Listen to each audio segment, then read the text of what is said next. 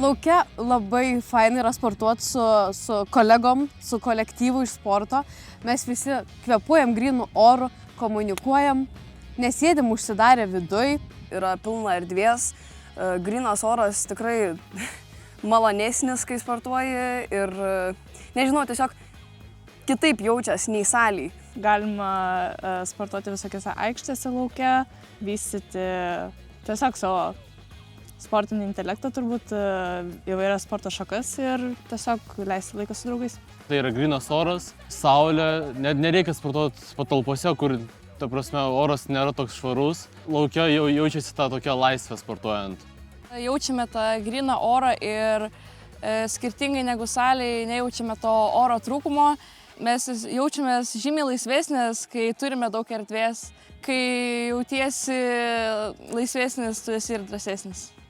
Ten didesnės galimybės ir ten didesnį greitį išvysti ir greičiau pagauni kamuoliuką.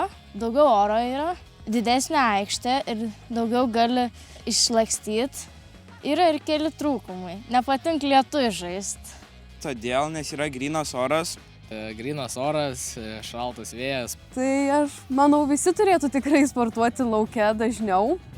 Išeit pabendrauti, pasėdėti, tinklinį pažaisti. Žolės riedulį. Smagu lauke, svarbu, kad erdvu, faina ir gerai viskas.